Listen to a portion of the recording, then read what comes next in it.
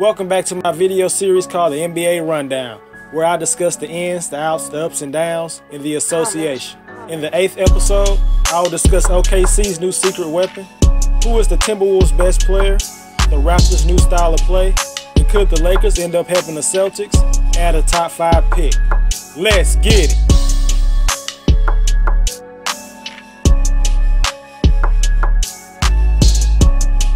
If you ask going into the season, who was the Timberwolves' best player, Karl-Anthony Towns would have been the answer, without a doubt. But after 2 months of play, Jimmy Butler has settled in and has been a catalyst for this young team. After starting the season slow, just averaging around 16 to 17 points per game in October and November, Butler really took over and asserted himself as the best player on the team. In December, he averaged around 27 points per game and has brought a swagger and an attitude that this young team lacked to a certain degree. His 39 points against the Nuggets was the 6th time he scored 30 points or more in December. And some of that attitude he has brought to the team was on full display against Jamal Murray in crunch time. Can they take advantage? Butler pulls up, throws it!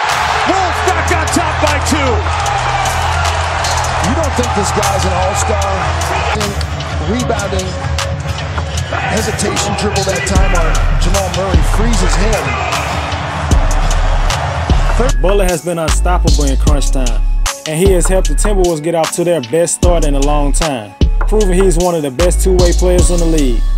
Some people looked at Jimmy Butler as the third option on the team. I really wasn't disappointed in him because when I look at Jimmy Butler and his team, I look at him as the third option. I mean, he came to a team with the established stars already. I mean, Jimmy's an all-star, but these young guns, they feel like they have arrived. Wiggins, Towns, they're like, this is our team. I'm not giving that to Wiggins over Butler until he Well, Wiggins has a case, he averaged 23 points a game last year. He's like, and he said, I'm a #1 option.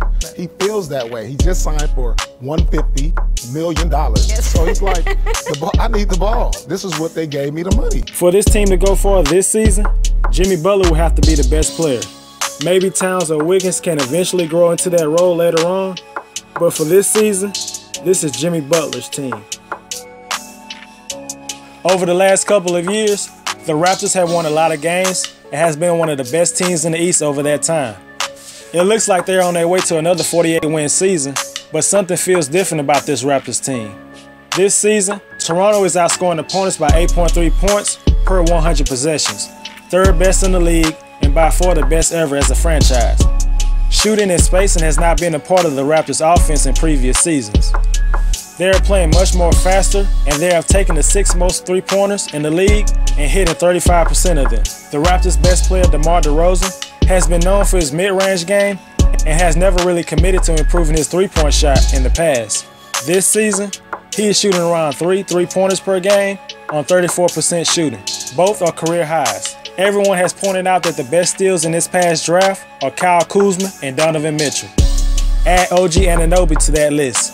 I said in my NBA draft grades and analysis video that the Raptors benefited from the knee injury he suffered during his last season at Indiana, which was the main reason he fell in the 20s. Before the injury, I felt he had a legit chance to be drafted in the lottery. Anunoby has been in the starting lineup for a while and has settled into his 3-and-D role quicker than anybody could have imagined. He is shooting 44% from three-point land. Toronto is at its best when he is on the court. His emergence has allowed the bench unit to be more lethal by having three-point marksman CJ Miles come off the bench along with Norman Powell, Jakob Poeltl, and DeLon Wright. Whether this Raptors team is one piece away or not, this team has adapted to the new style and it looks like it's paying dividends. After missing all the preseason and the first month of the regular season, Kawhi Leonard finally is back in the Spurs lineup. Spurs were still able to be one of the best teams in the West without him, which should come as a surprise. If there's a team in the league who can manage without their best player, it's the Spurs. Kawhi Leonard started off on a minutes restriction, coming off a thigh injury that held him out longer than expected. Slowly but surely, he is regaining his old form. Leonard got the start in the game against the Knicks and finished with a season-high 25 points in 30 minutes, looking like his old self.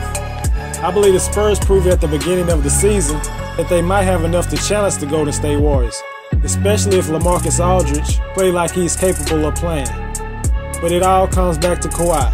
He is the centerpiece, and with him, the Spurs are just as good as any team in the league. The Thunder have been trying to work out their chemistry throughout the early parts of the season, mainly on offense. The three stars have been trying to find a way to complement each other. The Thunder have been finding their groove lately and have looked like the team that everybody thought they could be.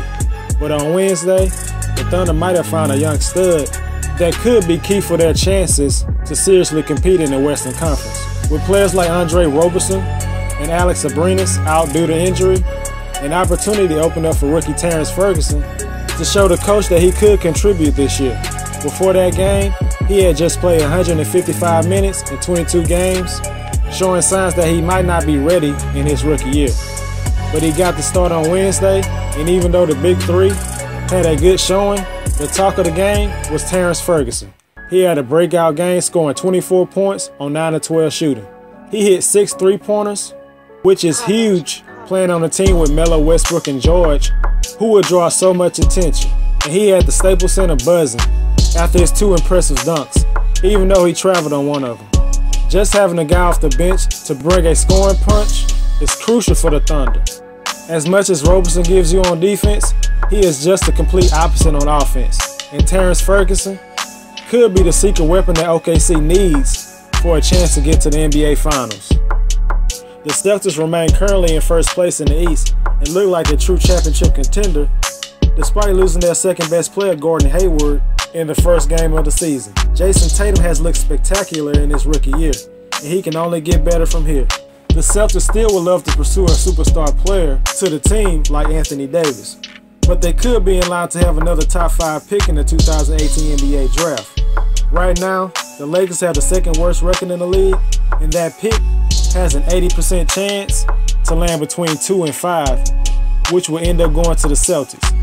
After so much hype and optimism at the beginning of the season with Magic Johnson, Rob Pelinka, and Lonzo, the Lakers have crashed and burned to an 11-26 start and have lost 8 in a row. Close and competitive losses get old after a while. This team needs to start winning now, and if they continue to play losing basketball, the Celtics or the 76ers will benefit from it. This Celtics team, who is on the verge of taking over the Eastern Conference, could add another top-level prospect in the draft. With players like Tatum, Hayward, and Brown on the wings, and a franchise point guard in Kyrie, the Celtics are probably going to look for a big man. And there are 3 worthy candidates that will be a perfect fit: Marvin Bagley, DeAndre Ayton, and Mo Bamba. Having another big-time prospect to join this team will be simply unfair. They can compete for a championship, while players like Tatum, Brown, and that 2018 draft prospect continue to learn and mature. It's a win-win situation, and the rest of the league should be worried.